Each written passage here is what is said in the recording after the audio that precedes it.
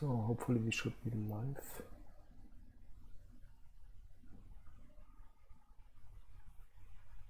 Sending data online, it says. Cool. I hope that the YouTube live key is also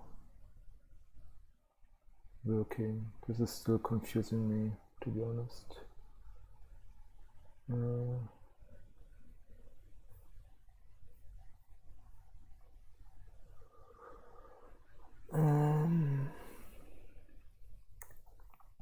Let's see. So Restream says that it's live, so that's great.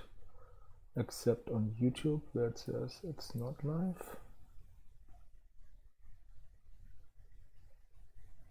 Okay, no, it says it's live on YouTube as well. Okay. Okay, I guess I need to trust it. Because otherwise I just spend too much time there. Okay, so let's hope this works for all of you. Let me know if it works for you in the chat, at least on Twitch. I hope it streams. If not, then we'll have to fix this. So today we want to talk about the FinCEN files and graph data science. So this is a very ad hoc session. I haven't prepared a lot except for having the idea, so let's see how far we get, and if you don't get to finish it, then feel free to continue yourself as well with this. Cool. I want to start by reminding you that I looked at the FinCEN files last time, one time before the last time. So if you need the data, then this is all available here. We also have an online database and a sandbox for this. So if you need things, that's all on GitHub. And we also did a blog post about it as well. So there's all the detail in here and things that I did there. Okay, so that means hopefully you can follow along. There's also in the GitHub repository, there's also a dump file so that you can import it directly into your desktop as such. And today we want to talk about graph data science and graph algorithms. So first of all, quick plug, or two quick plugs. First quick plug is on Notes. So in only 13 days, our developer conference will be live. So I'm really excited for that. And I hope you can join many thousand other people on October 20th for Notes. You can just click Save My Spot here. And if you look at the agenda, there's a full track of data science and graph data science related topics. So there's a full track here on data science, graph data science topics, including embeddings and things like that, right? So, that's actually something that we want to look into today, which is graph embeddings. So I played around a little bit with it in the past, just as a summary what it is. My colleague Mark wrote a really nice tutorial or really nice explanation on it. So if you go to the Neo4j developer pages, you can probably also just Google it. There's a concepts section and there's one on graph embeddings. And here Mark explains basically that graph embeddings. So if you've done data science before, then graph embeddings are basically if you've done data science before, embeddings are actually vectors that encode certain attributes and certain information about entities in your data, right? So you have, let's say, people or activities or certain other measurements, and you want which have a lot of attributes, and it's really hard to encode all these attributes into one-hot encodings because they are in many cases not categorical, or they are categorical but have too many categories, or there's like intrinsic relationship between these entities, like in NLP where you have sentences and you want to encode kind of a word's meaning by how frequently is it used in conjunction with other words in phrases or sentences, and so on. So an embedding is basically a vector of different sizes, 64, 128, 1024 or larger, floating point numbers that kind of represents what this entity means or what this data point actually means. And there are different ways of computing them. For instance, for NLP, there's word2vec, which basically creates embeddings for words based on a corpus of text. And graph embeddings do the same for graphs. So each node in a graph gets a vector, an embedding that represents their position in the topology of the graph. So kind of who are the neighbors, first, second, fourth degree, what kind of shape of structure is around them? Is there like a similar node with a similar structure somewhere else in the graph? What kind of relationships do they have? How many do they have? Which direction do they have? And so on. And some of the embeddings don't just take the topology into account, but also some attributes of the nodes as well. And there's lots of detail. I don't want to go into all the details. And with the Graph Data Science Library 1.3, embeddings were added to the experimental space of the library. And with the upcoming 1.4 release, it will become a production level feature. So there are 3 embeddings currently in the library. One is random projections, Node2vec, and GraphStage. While GraphStage also supports attributes as well, right? And we can have a look and see if this helps us to understand the data that we have. Of course, an embedding itself is kind of meaningless for a human, right? Because it's just a list of numbers. But there are things that we can do with the embeddings to represent them, render them. And what I wanted to try to do is basically compute similarities between nodes based on their embeddings. So that's how far I hope to get today. So let's see if this works. Okay, so what I did was the following. I used Neo4j Desktop, have my FinCEN Twitch graph from the last time. I added the Graph Data Science plugin and updated it to the alpha version, which has a new feature that I want to show. But the embeddings are also in the 1.3 release, so you can also use that there. And then we should probably get started doing that. So just as a reminder, in our, let me disable development mode here real quick. I was just trying something else. As a reminder, so this graph has nodes that are filings, which is basically the source filings in the FinCEN data, the suspicious activity report filings. It has, these source filings are connected to banks. So there are, there's a bank who filed the filing, someone who benefited from the money that came out of the filing, somewhere where the money came from, and then other entities that are connected to the filing as such. I just saw. Okay, let's see. And then the entities in this graph are the banks. And the banks are recipients or senders of money or filers of these source filings. And then I also created countries here as well. Right. So the question would be, so if you want to run now like a graph data science, let's just see if the GDS is correctly, return. Okay, so GDS is installed correctly, and we want to look at, first of all, taking the data from the graph in Neo4j and turning that into something that you can use. Actually, last time I worked on this, I looked into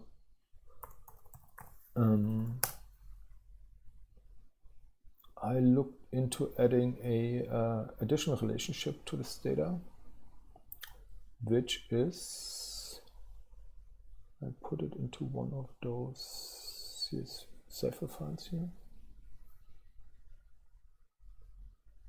That's the origin. Oh no, perhaps it's in the in the README. Might be, yeah.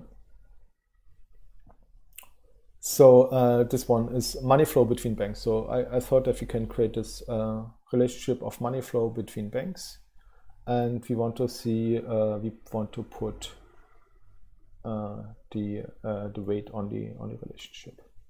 So I think at least as far as I understood, the current embeddings don't support weights on relationship. Oh no, actually they do. No, that's the general configuration. Let's look at the actual configuration. So we have a config node delivers relationship types concurrency, model name, batch size, graph sage. Okay, I think it also misses some things here. So if you go to the documentation, there is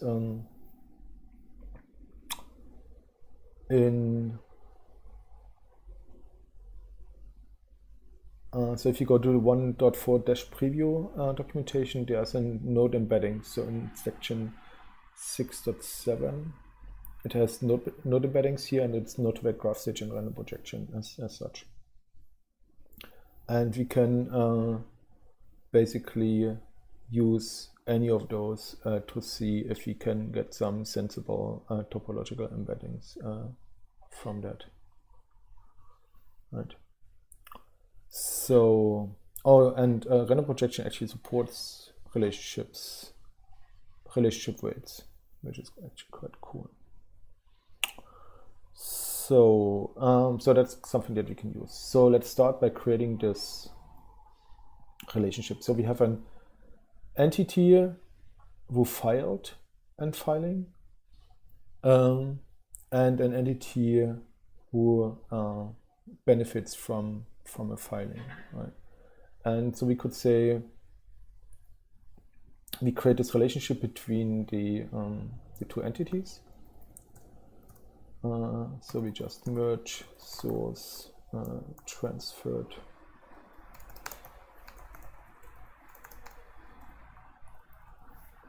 to target, and then just set t dot amount is total, right? So we find this pattern, we sum up the data, and we can actually don't need to round this, and then we set the relationships. So let's see if this works. So it has created 2,700 relationships. Cool. So, and now for loading the graphs, we can just go back to the docs and say, okay, we want to load this this graph, and here's an example. So we create a graph called transfers. So this is kind of the in-memory projection for the graph data science library. So the graph data science library works either directly on the data from the graph, or on the fly creates a projection, or you can create a projection up front that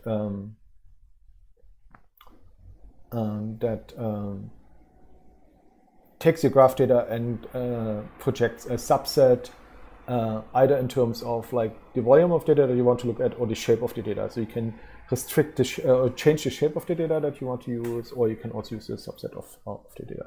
So we look here at the transfers graph between entities, and we want to use natural orientation, and the relationship type is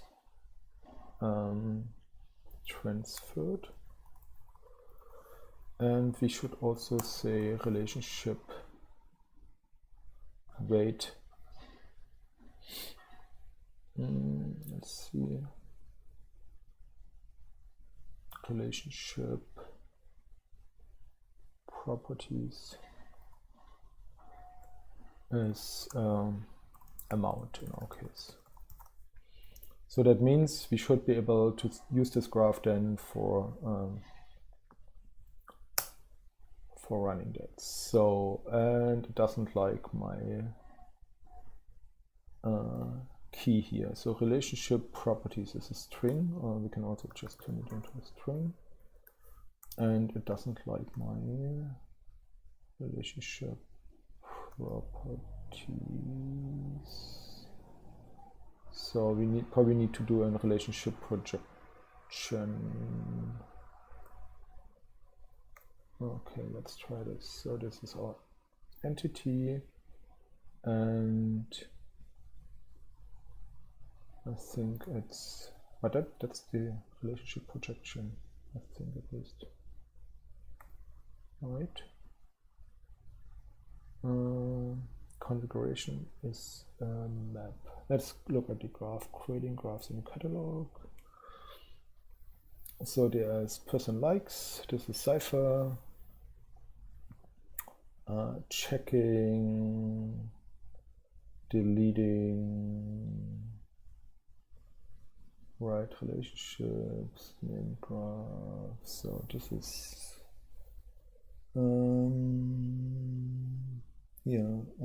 native projections, relationship projections. That's what you want to do. So relationship type, aggregation prop, oh, it's just called properties. Okay, sorry, so it's just called properties. Okay, so it now creates an in-memory graph, and which should be pretty quick. And it has 2,700 nodes, 2,700 relationships. That's the relationship that we just created. So it's really quick to do that, and then it just takes a bit to return this. So that means if I now would call something like gds.pagerank.stream, so it just streams the data back on my transfers graph. Transfers graph yield, I think node ID and score, if I'm not mistaken. So we get the records back, and now we could say order by score descending limit 10 or something like that. Oops. Return node ID score. And so just to show that the graph should actually work. So we have certain nodes in our graph that have a higher PageRank score than others. Okay, so that works. So we can actually use our in-memory graph for that. Okay, now let's look at the fun thing, which is our embedding. So we were at 6.7 random projection. And we wanted to say we give the graph name and a configuration. And the configuration has, I think I don't want to specify embedding size. Oh no, we have to do an embedding size. Okay, let's call gds dot, what's it, alpha, it's still alpha. Random projection dot stream, just want to see what comes back. We use our transfers graph, and then we can, oops, just wanted to check the chat. If there's anything, we can zoom in a bit, but I'm not sure if it gets much better. Thanks, Thomas. Sorry, I should change this so it's always in the foreground.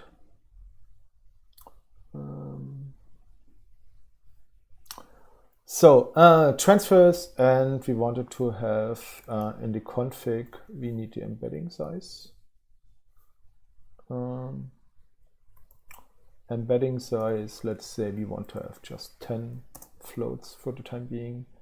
And iteration weights, I'll just leave this, I guess.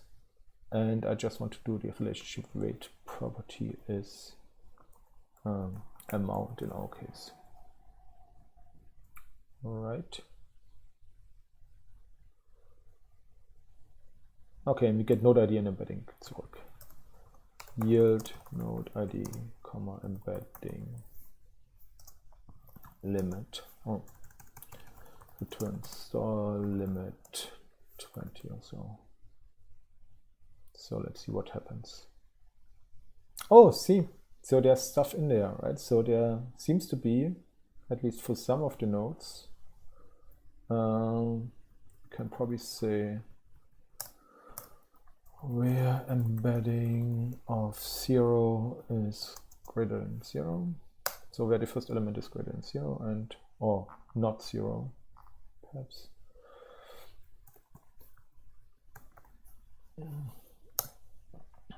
So we get a bunch of embeddings back. What? Oh, of course it's this. It's a nice diamond. Okay, so we get embeddings back. That's really cool. So, but what do these embeddings mean now? That's the question as well. So Tomasz said I should have added the type of the relationship property. I just hope that it just supports doubles and works. So what do the embeddings mean? So there is something that we did already back then in the graph algorithms library, which is the cosine similarity. So basically, if you look at graph embeddings, it basically talks a little bit about what they are and what you then can do afterwards. You can do TSNE for dimensionality reduction. You can feed it into an ML model. So I could, for instance, I don't know, take TensorFlow, random forest or so, and feed these embeddings into it. You can also do nearest neighbor. That's something that I want to try to do. And you can also just use something like a cosine similarity. So I think the cosine similarity is still there. Let me see if that's cosine. Just to see if this works here. So we can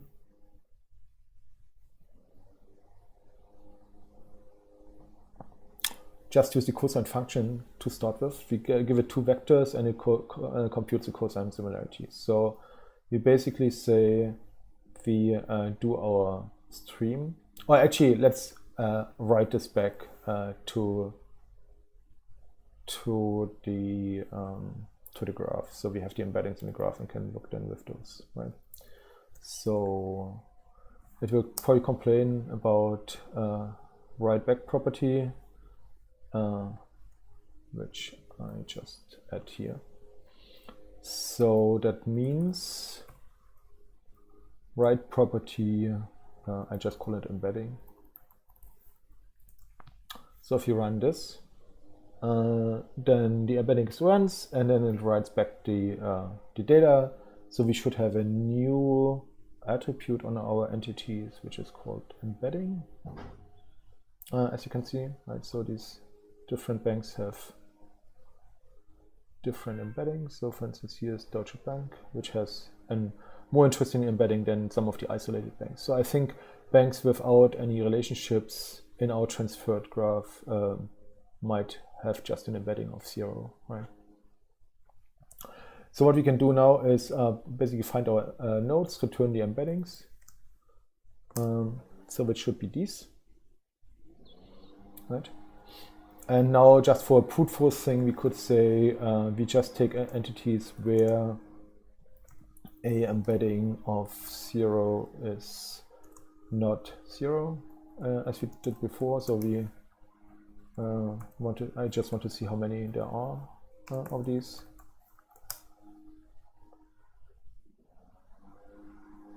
Oops. Entity. Okay, it's only 19 that have a non-trivial embedding, but that's probably still interesting to look at. So what I can do now is basically do a cross product of those. So I can do 2 of these, either with 2 match statements. That's probably more straightforward to do E1 and E2, basically. E1,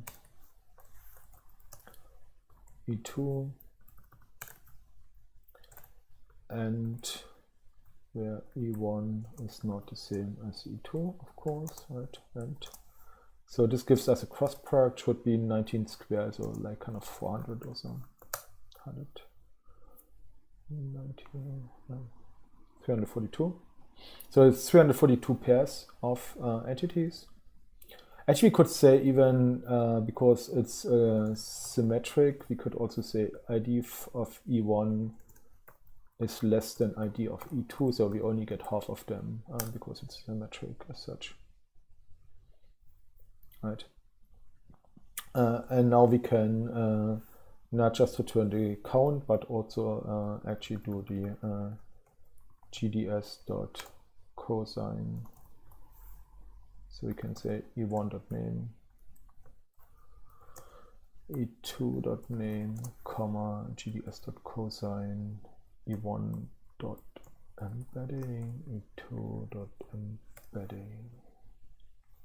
So I think that was the procedure. Oh no, gds.alpha.similarity.cosine. Okay, as similarity.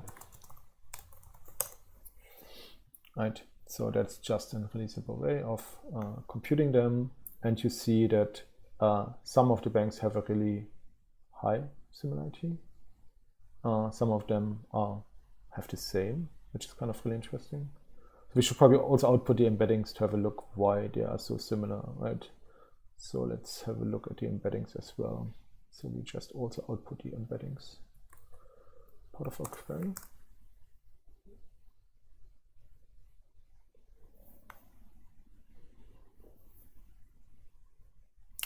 So that's actually interesting. Even the embeddings look very different, right? The cosine similarity between those is almost the same. This is really weird.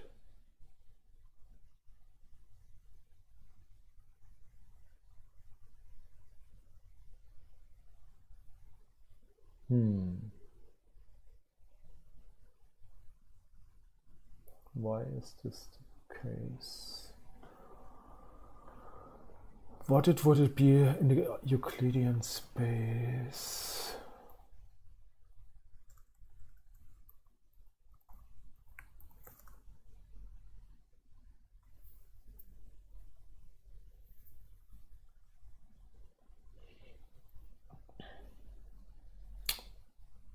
Also in the Euclidean space, they're really close, most of them, right? So their distance is really close. Did I misspell someone? E1 embedding, E2 embedding. E1 name, E2 name. That's really interesting. So that means in both spaces, they're really, really close to each other. So the banks are probably in some kind of cluster as such, right? So the distance is very close in the Euclidean space, and the similarity is really high in the cosine similarity. That's interesting. I actually wonder if we can. Why is it not scrolling? Yeah. I wouldn't have expected that, to be honest. I would have thought that they have more differences.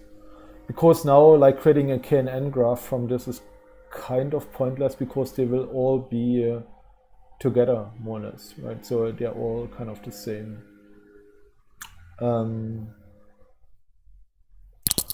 So the question is, did I do something wrong on the transfer graph? Sorry for the noise in the background, that's just street construction going on.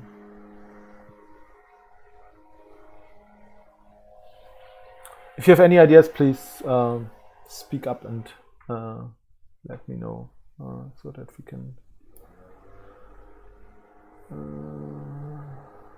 So I'm not sure why the YouTube live thing is not.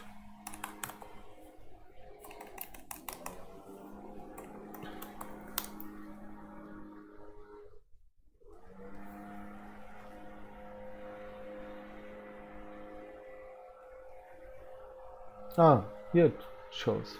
Okay.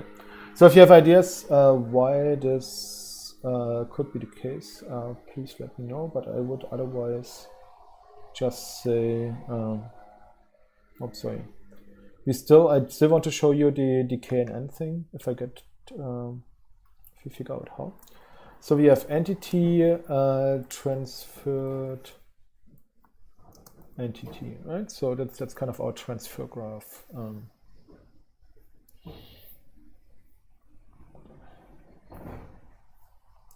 So this is only 1,000 entities. Let's increase this to 10,000 in Bloom. So this is Neo4j Bloom, and we can just look at the data. Perhaps I should have not excluded the ones that start with zeros. So I'll try this again. So of course there's a cluster of entities that kind of transferred money, and there are like individual smaller clusters of entities which might have the same embeddings then because they have the same shape, right? So it's probably these pairs of things that are really close in terms of like embeddings. If I look at these, can I see the properties here? Entity doesn't show embedding. Can I refresh the perspective?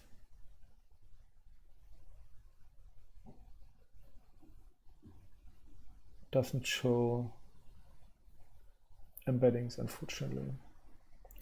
So that's something that we probably should add to Bloom, that it also has some representation of embeddings. That would be really cool.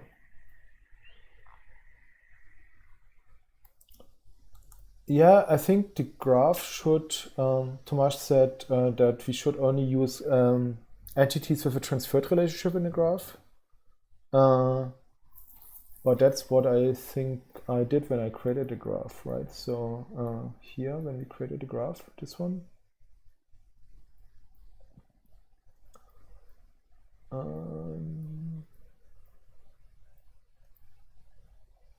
we created once. I mean, it might be that there are entities without transferred relationship. So what we can probably do quickly to test this is say we have all entities where E transferred as an incoming or outcoming relationship. We set another label, set participant also, participant.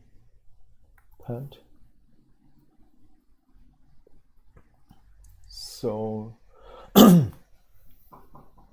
this graph is now how many relationships? How many? So it's also 2,200 labels. So it's almost all our 3,000 entities that have this. So then I could create a new projected graph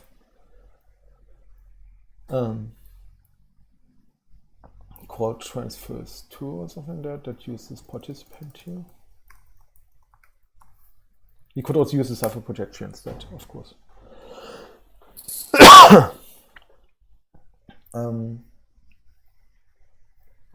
Okay, and then we can basically... Let me first try this other thing. So when we don't restrict this to embeddings that are not zero in the beginning, then we should probably get other data as well. Probably it runs a little bit longer. Let's see. So it's now 4 million instead of 500.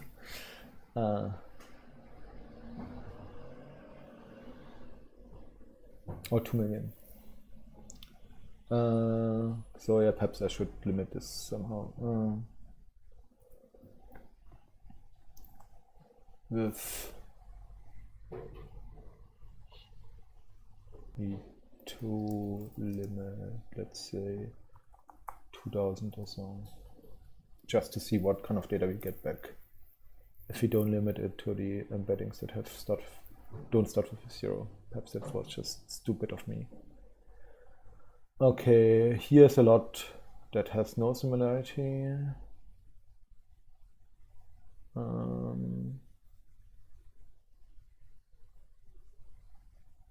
Most of them have 0 similarity. What you could do is also not to return actually the actual data. Return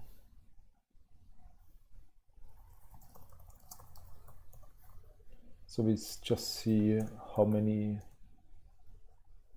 of which similarity do we get.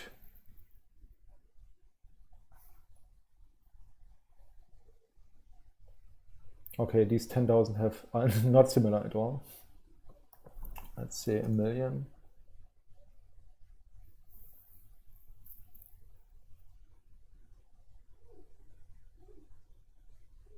So that's an interesting question. So one reason could be,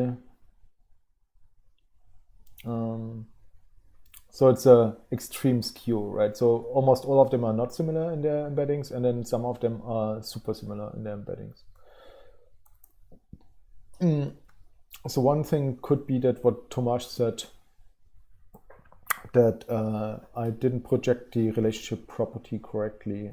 So we have on our transferred relationship, we have this double property called amount, which is the sum of transfers on our data. So you see here, I mean, these are really high numbers as well, right? So this could be that this is skewing. Actually, good question. So it could be that that the initial property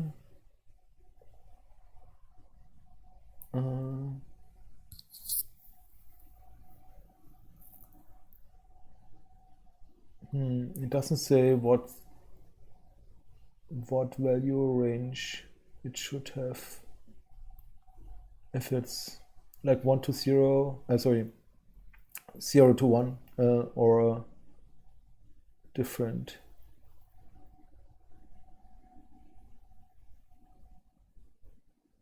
Oh, and probably my directed, so we should probably try this again with an undirected graph. So let's see if that makes a difference. Core, GDS, graph, drop, transfers. And then the other option is probably to normalize this amount property to the maximum or something like that, right? So where we could say, okay, we when we created our initial graph, where was it? Here.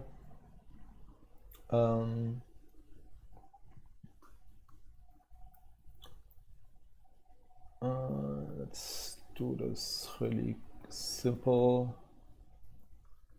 Return max of total.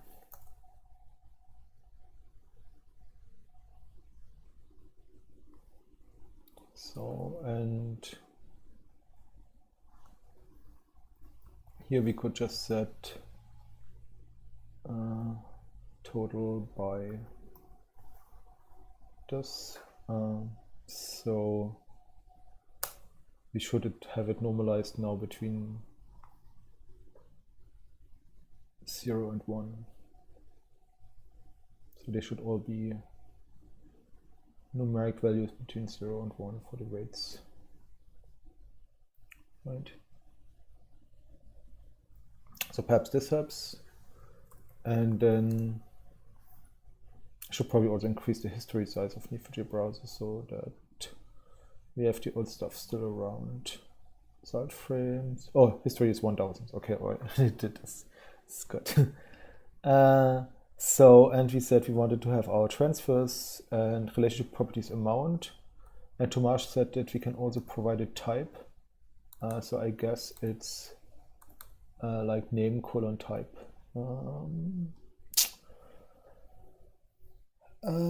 Projections of supported types, node properties, double defining graph management. So it's property mapping, and we could say orientation, properties,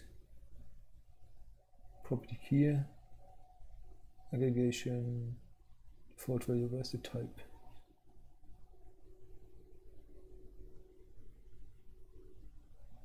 Numeric value, it's default value.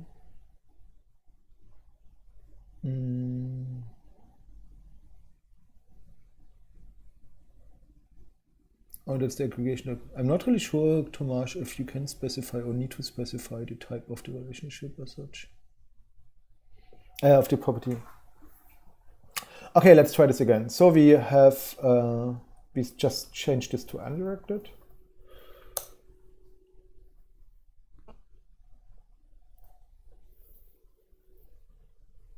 Or we can probably just use our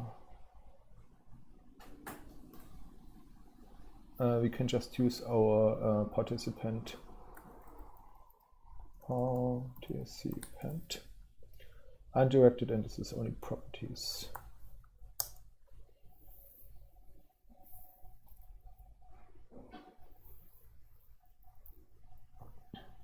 Okay. Few nodes, double size of relationships because of undirected. So, and now we can run our embedding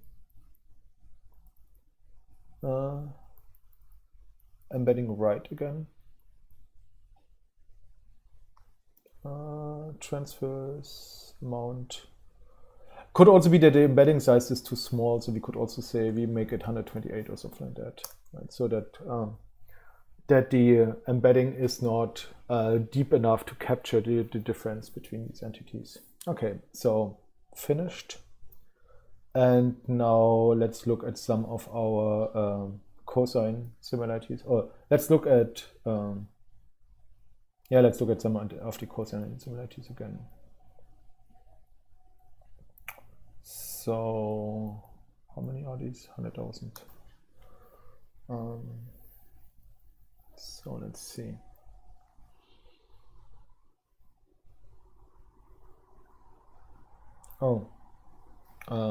Then we should probably use participant, not entity.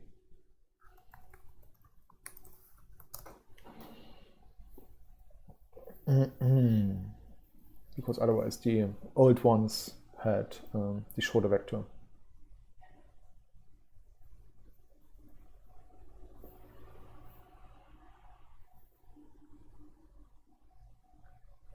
So while we're waiting for this to finish, because these vectors are bigger now, the other thing that I wanted to look into is this KNN thing, right? So Bean Venus, K, coloring, strongly connected, approximate nearest neighbors. Wasn't KNN in here somewhere? I thought it was. Perhaps it's not in the documentation yet, so it's even more. Oh, see, now it looks better in terms of similarities, right? So the similarities are much more distributed. So that's good. As a simple way, what we could do is now to use kind of these similarities and say, okay, all the entities that are more similar than X, we want to connect them. And here perhaps we can put in my old embedding of 0 is not 0, and this here.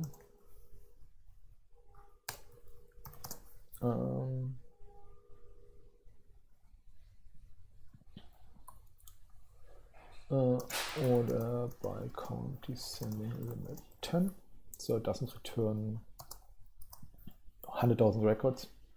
But it seems to be really nicely distributed now, the similarity. But we can do actually similarity times 10 and to integer. So we just round them off, or let's say times 100. So just to see how it distributes basically a little bit. So while this is running, actually good question. Hey Saleh, good to see you. I was in Morocco a few years ago in Casablanca for DevOps. It was really nice. I very much enjoyed the people and the city and the food, and it was really nice to be there. So what I wanted to say, so KNN, basically a k-nearest neighbor graph is, I look at the similarities and I create a graph of nodes that have n similarity greater than x. And based on the embeddings, it's cosine similarity. So what do I want to do now? Actually, I wanted to do something in browser. So most of them are not similar, and then we have increasingly, it's kind of funny, it's really like each of them, it's almost like a linear increment, like from 0 to 10. It's nice. Okay, so it seems that our distribution is quite nice. So we could also do, instead of counts, we could also do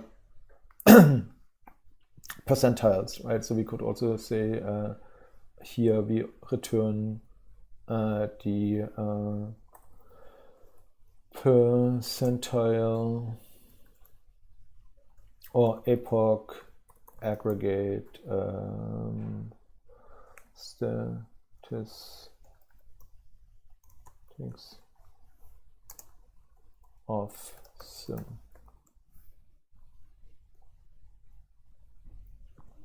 So that's an aggregation function, and I think I hope I didn't misspell it.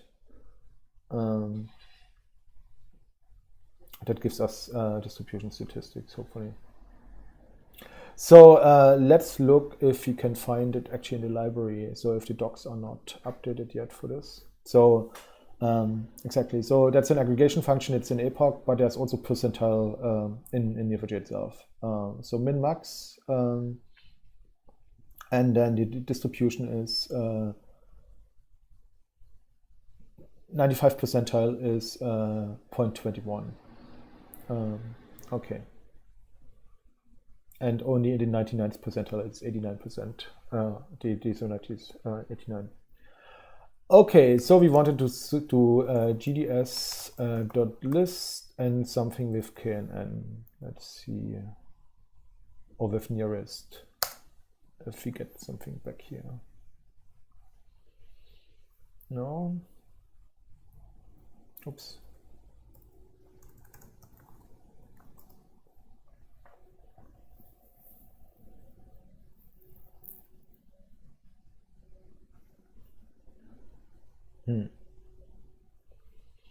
That's interesting. So we can also do call dbm as procedures, yield name, return name, where name contains nearest.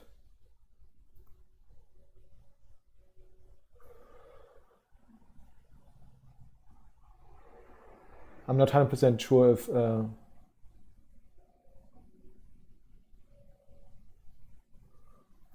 too low name.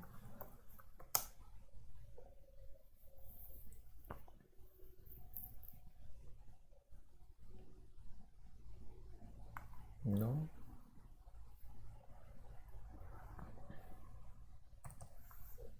Perhaps it's somewhere just in similarity or so.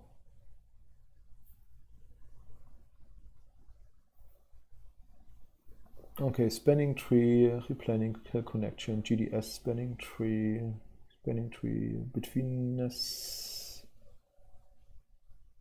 No. Tomasz, do you remember what it was? We can look if Tomasz has done a blog post on it. Oh, that's what I wanted to do is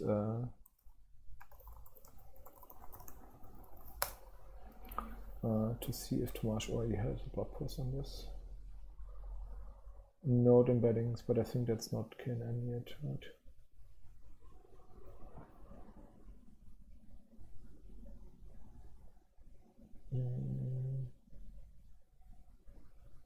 Random walk and then feed it into the model. Okay, so then we probably need to go to graph data science. I could also, oops, graph data science GitHub.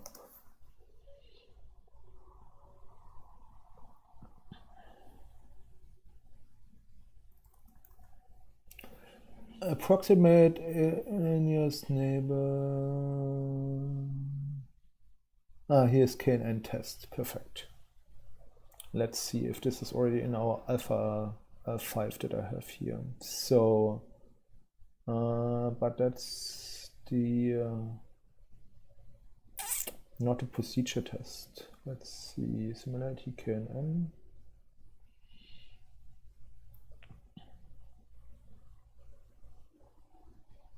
Algo test.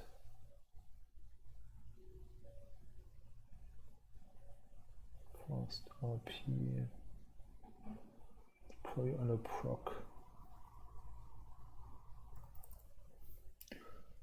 Here. There's also the docs. Perhaps I don't know why it didn't make it in. So GDS beta KNN stream graph name configuration. Okay, and we get the similarity back. Nice. So let's just try this. So call. What we haven't done yet, that's a good point, is the procedures, so the graph algorithms. So this one wrote back to our Neo4j graph. But to run the KNN in memory, we don't actually need to. Yeah, I was looking for that, and I'm not sure why it's not in there. So let's see. I hope it's in there. So thank you, Tomasz. So to run KNN on the memory graph, we just need to use mutate instead of the write property. So it mutates the in-memory graph. So there should be a new relationship. Sorry, a new property on the node called embedding. So I think it's could be mutate property, but I'm not 100% sure. So let's see if it complains about it. Yes, so it should be mutate property, not write property. So we get the embeddings written into our in-memory graph. Okay. And now we can run the beta KNN as we have here graph name and configuration where what's in the configuration? Similarity pairs. That's output. That's output. Common configuration. It's probably also an example. Create menus. Right. Here's an example. Graph create.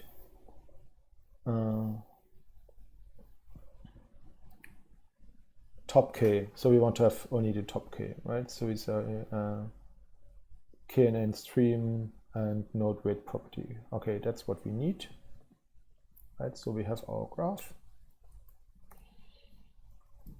Transfers.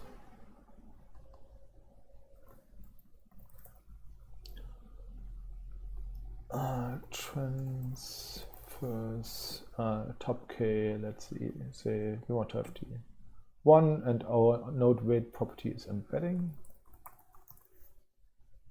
right? I don't know what we need the seed for. Return node 1, node 2,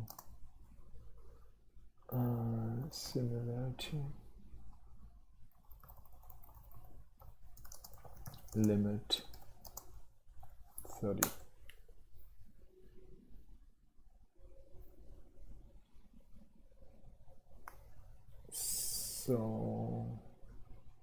Oh, there is no procedure like this registered for this database instance. Please ensure you have spelled the procedure name correctly.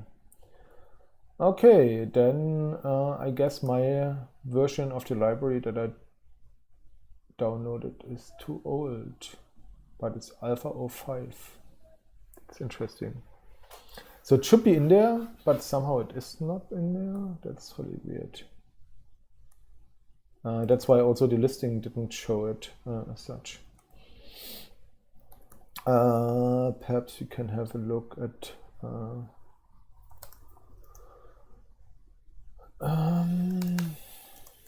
oh, we can do it from desktop.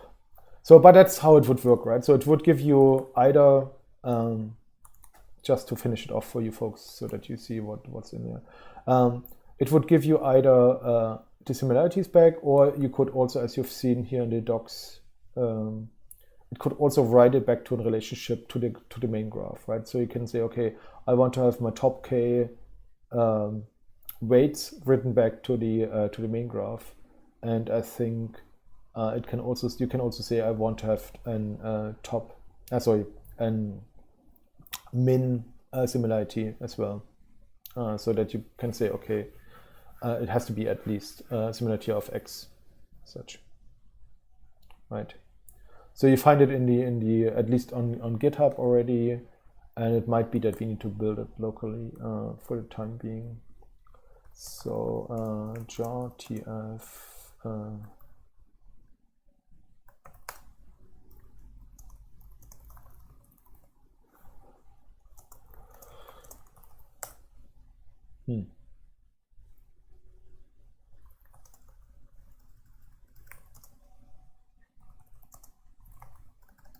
So I was under the assumption that it's already in the alpha 5, but it seems to be missing. What is binary? BBB binary. All types -a.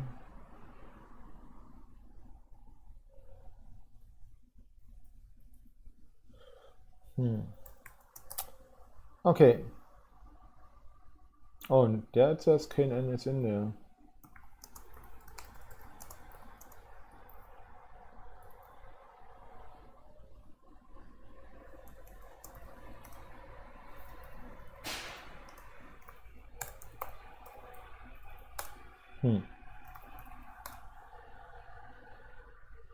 Okay, somehow I was wrong and it was not in here yet, but at least we know what it would look like, and we saw the cosine similarity, so at least we see that there is something we can do. So what we can actually do before we stop is I can go back to my manual similarity thing with cosine, and could say, okay, if I take these nodes, let's see how many we have. Return count star.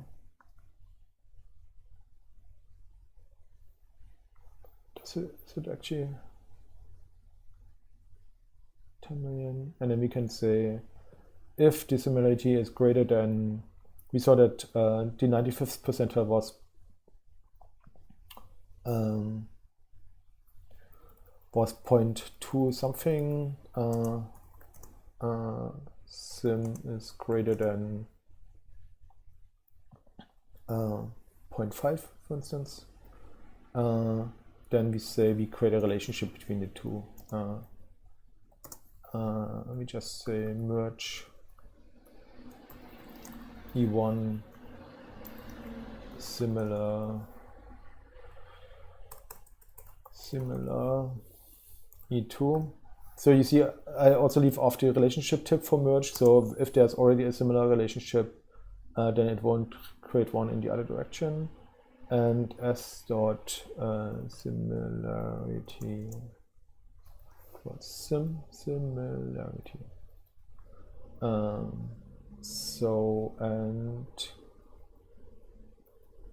Let's try to run this.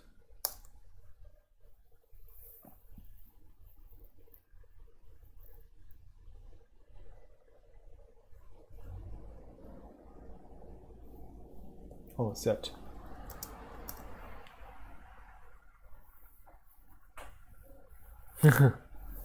Yeah, I should get a coffee. Yeah, it's true. Good point. I had a short night as well. So let's see. So it created 1700 relationships, right? So we now could say either here or probably better in Bloom.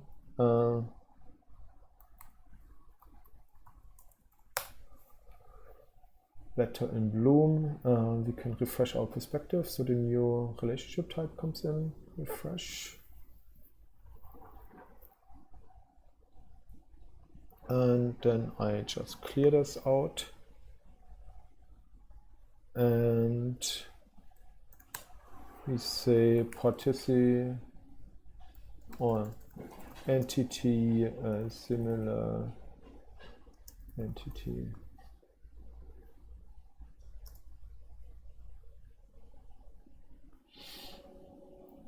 So, and these should be clusters of banks that are related to each other or have a similar bank. So you have Cyprus banks here. I mean, there's a Scandinavian bank there. What else do we have here? Yeah, so I think that's now probably more interesting for the journalists who can make better sense of that. What happened to my Bloom instance? That's weird. But we see that these are all banks where the similarity is basically higher than 0.5, right? So that's based on their transfer relationships back and forth. They have a higher similarity based on their node embeddings. Cool, and that's what I wanted to show you today. Sorry that the KNN thing was not in library yet, but it will be coming in, I guess, the next preview release to play around and test it. Cool, that's it for me for today. Hope this was still interesting and helpful, and looking forward to your feedback. Let me know how you like this and if you want to see other things as well. Cool. Take care, everyone. Have a good day. I'll probably add this to the FinCEN repository as the dump of my script file here so that you can play around with this as well. Cool. Take care, everyone. Have a good day. Bye-bye.